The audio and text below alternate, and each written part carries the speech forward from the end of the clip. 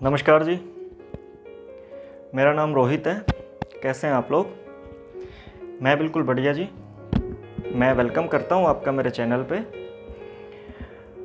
इस चैनल पे हम रेगुलर वीडियोस डालेंगे और रोज़ बात किया करेंगे देश दुनिया में चल रही वो चीज़ें जिनके ऊपर आम लोगों के बीच में, आम लोगों के दिमाग में डाउट्स बनते हैं, बातें कम समझ में आती है या समझ में नहीं आती है, उन सारी चीज़ों को क्लियर करेंगे, डिस्कशन करेंगे।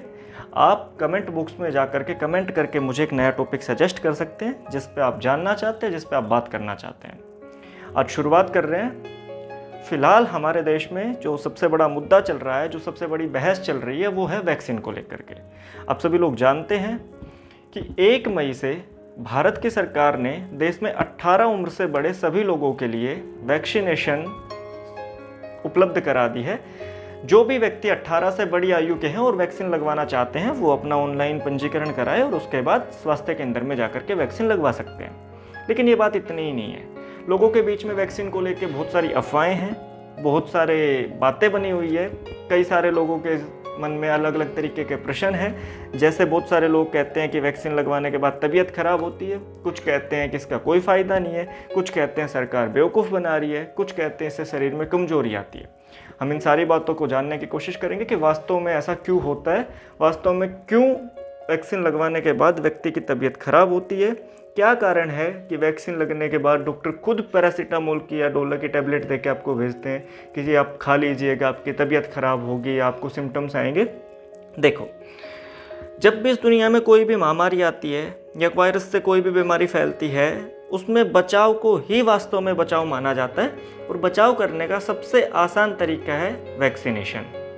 देखो, बीमारी के 2 ही इलाज हो सकते हैं। कोरोना जिस प्रकार की बीमारी है, जिस तरीके की बीमारी है, उसके 2 ही समाधान हो सकते हैं। या तो हर आदमी इन्फेक्टेड हो जाए या फिर हर आदमी को इंजेक्शन लग जाए, यानी कि हर आदमी को वैक्सीनेशन कर दिया जाए।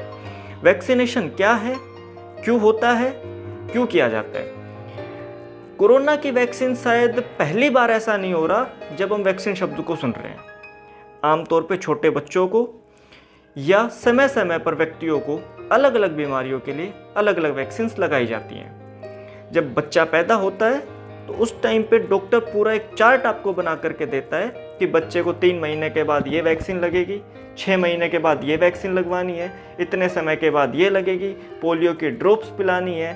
बहुत लंबी प्रक्रिया हर बच्चे के साथ में हम करते हैं। अलग अलग बीमारियों से बचाने के लिए अलग अलग प्रकार की वैक्सीन देते हैं। वैक्सीन में होता क्या है? जो कोरोना की वैक्सीन लगाने वाले हैं हमारे शरीर में, उसमें और ज़्यादा कुछ नहीं, आप सामान्य शब्दों में ये मान लीजिए कि कोरोना का वायरस ही शरीर के अंदर डाला जा रहा है। लेकिन वो वायरस मरा हुआ है, वो वायरस हमें बीमार नहीं बनाएगा, वो वायरस हमारे शरीर पर बहुत ज़्यादा प्रतिकूल प्रभाव नहीं डालेगा। क्यों डाला जा रहा है ये वायरस? हमारे शरीर में जो चीज़ बाहर से प्रवेश करती है हम उसको बोलते हैं एंटीजन, और उस बाहर से आई हुई चीज से लड़ने के लिए शरीर जिस शक्ति का प्रयोग करता है उसे कहा जाता है एंटीबॉडी। जब मनुष्य ने जन्म लिया या जब शरीर बना, हमारा शरीर किसी बीमारी के बारे में नहीं जानता। हमारे शरीर को ये नहीं पता कि बाहर से आने वाली कौन सी चीज शरीर के लिए लाभदायक है, कौन सी चीज शरीर को नुकसान पहुंचाएगी। शरीर कैसे पता करता है? बाहर से कोई चीज शरीर में आई, शरीर ने उसको मॉनिटर किया, यदि उसने बॉडी पे पॉजिटिव इफेक्ट डाला, शरीर उसको अगली बार परेशान नहीं करेगा। लेकिन यदि उसने बॉडी पे नेगेटिव इफेक्ट डाला तो ह्यूमन बॉडी उसको खत्म करने के लिए, उससे लड़ने के लिए अपनी शक्ति उत्पन्न करना शुरू करती है और उसको हम एंटीबॉडी बोलते हैं। अब कोविड एंटीबॉडी या कोरोना की एंटीबॉडी शरीर में बने, उसके लिए ये जरूरी है कि शरीर में एक बार तो कोरोना का वायरस आए। वो 2 प्रकार से हो सकता है। या तो आदमी कोरोना से पीड़ित हो, उसको कोरोना की बीमारी हो। दूसरा तरीका ये हो सकता है कि हम लैब में एक ऐसा सिस्टम तैयार करें, एक ऐसा वायरस तैयार करें जो हो कोरोना का ही, लेकिन शरीर पे प्रतिकूल प्रभाव उतने ना डाले जितना कोरोना वायरस फैलाता है, और वो हमने तैयार किया वैक्सीन के रूप में। अब जैसे ही डॉक्टर ने आपको इंजेक्ट किया, वो मरा हुआ वायरस आपके शरीर में पहुंच गया और उसने, क्योंकि वो चीज़ तो हानिकारक थी, इसलिए उसने आपके शरीर पे थोड़ा सा प्रतिकूल प्रभाव डाला। आपको हल्का सा बुखार हुआ, आपकी बॉडी का टेम्परेचर बढ़ा, आपको हल्का सा बॉडी पेन हुआ। शरीर को ये समझ में आया कि ये चीज़ जो बाहर से आई है, ये एंटीजन जो बाहर से आया है, ये अच्छी चीज़ नहीं है, और बॉडी उससे लड़ने के लिए कोशिश करेगी कि कुछ ना कुछ प्रतिरक्षा तंत्र बनाया जाए। जैसे ही शरीर ने उस एंटीजन को पहचाना, बॉडी ने एक लिमिटेड टाइम में उसके खिलाफ एंटीबॉडी तैयार कर ली। इससे फायदा क्या हुआ?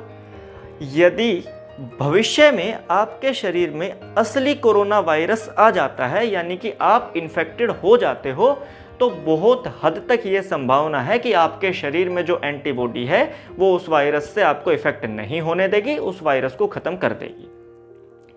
अगर खत्म नहीं भी हो पाया, अगर आप इन्फेक्टेड हो भी गए, तो इस चीज़ की पूरी संभावना है कि आपके शरीर का प्रतिरक्षा तंत्र इतना मजबूत है कि आप उस वायरस से, आप उस बीमारी से बहुत सफलता से लड़ पाएंगे और आपके सामने स्थितियां गंभीर नहीं बनेगी। पहली चीज़, वैक्सीनेशन जरूरी है, सबको लगवानी चाहिए। दूसरी चीज़, ये लेबोरेटरी में विशेषज्ञों ने देख रेख में और बहुत रिसर्च के बाद बनाया है। अगर इससे मानव शरीर पे जरा सा भी प्रतिकूल प्रभाव होता, इसको मंजूरी नहीं मिलती। ये हमारे स्वास्थ्य के लिए, हमारे जीवन की रक्षा के लिए है, अतः सब लगवाएं। तीसरी चीज़, वैक्सीन से तबीयत जो खराब हो रही है वो बहुत सामान्य बात है। बुखार होना, शरीर में जोड़ों में दर्द होना, शरीर में कमजोरी महसूस होना, हाथ में दर्द होना जहाँ वैक्सीन लगी है, ये सामान्य लक्षण है और ये अगर आप में आ रहे हैं तो आपको चिंतित होने की ज़रूरत नहीं है। इसका एक सामान्य से उपचार है, पैरासीटामोल की गोली खाइए। अगर आपको फिर भी ज़्यादा ही समस्याएं उत्पन्न होती है तो फिर आप डॉक्टर से कंसल्ट कीजिए, वो आपको सामान्यतः जो भी इलाज इसके होते हैं वो बताएगा। एक नया भ्रम है लोगों के दिमाग में कि यदि वैक्सीन से शरीर में कोरोना का वायरस डाला गया है तो क्या वैक्सीनेटेड आदमी दूसरे आदमी में उस वायरस को ट्रांसफर कर सकता है, यानी दूसरे व्यक्ति को भी इन्फेक्टेड कर सकता है या नहीं।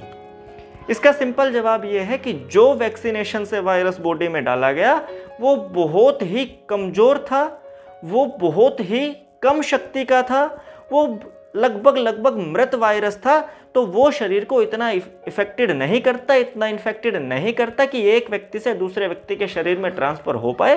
अतः इससे घबराने की जरूरत नहीं है, ये एक सामान्य चीज़ है। वैक्सीनेशन सभी कराएं। कोरोना से लड़ने का फिलहाल एक ही तरीका हम मान के चलेंगे कि देश में 100% वैक्सीनेशन हो, तब हम सफलतापूर्वक संभवतः इस बीमारी से लड़ पाएंगे, वरना ये रास्ता बहुत कठिन है, बहुत मुश्किल है। इसलिए आप सभी से रिक्वेस्ट है, अफवाहें ना फैलाएं। आप अपने आसपास के लोगों को समझाएं, उनको सजेस्ट करें कि वो भी वैक्सीनेशन कराएं। आपके आसपास वो लोग जो पढ़े लिखे नहीं हैं, जो इंटरनेट का उपयोग करना नहीं जानते हैं, उनका पंजीकरण करें, उनके लिए रजिस्ट्रेशन करें वैक्सीन का, उनके लिए वैक्सीन की अपॉइंटमेंट बुक करें और उनको वैक्सीनेशन सेंटर तक जाने में हेल्प करें। हम सबको मिलकर ये लड़ाई लड़नी है। जब हम साथ मिलेंगे तो हम कोरोना महामारी को बहुत आसानी से हरा पाएंगे। इसलिए मैं आपको गुड लक भी विश करता हूँ। जिन्होंने वैक्सीन लगवा ली है उनको बहुत शुभकामनाएं, जिन्होंने नहीं लगवाई है उनको मैं बोलता हूँ कि आप जल्दी से जल्दी जहाँ भी आपको स्लॉट अवेलेबल होता है वैक्सीन लगवाइए। पैनिक मत होइए, ये बीमारी बहुत आसान है। शरीर की एंटीबॉडी खुद इससे लड़ सकती है, बशर्ते आप घबराएं ना, बशर्ते आप डरे ना, बशर्ते आप बेवजह पैनिक ना हो। सामान्य जो प्रिकॉशंस हैं वो रखें। 2 गज की दूरी, मास्क जरूरी। ये पहली 2 वैक्सीन है। तीसरी वैक्सीन आपको हॉस्पिटल में जाने के बाद डॉक्टर्स लगाएंगे। तो सबसे ज़रूरी है कि आप दूरी बनाकर रखिए, आप मास्क लगा कर रखिए, हाथ धोते रहिए, बार बार सफाई रखिए। हम अगर सब सावधान रहेंगे, सब मिलकर लड़ेंगे तो हम बहुत जल्दी, संभवतः मुझे नहीं लगता कि जो स्थिति अभी गंभीर बनी हुई है वो जून के महीने तक रहेगी। अगर हम साथ मिलकर लड़ेंगे तो बहुत जल्दी इस बीमारी को हरा पाएंगे। आप सभी को ऑल द बेस्ट, आपकी अच्छी सेहत के लिए शुभकामनाएं। Thank you. चैनल को सब्सक्राइब करें और सजेस्ट करें मेरे को कमेंट करके और किस टॉपिक पे आप जानना चाहते हैं और किस टॉपिक के ऊपर हम बात करें। Thank you very much. Have a good day.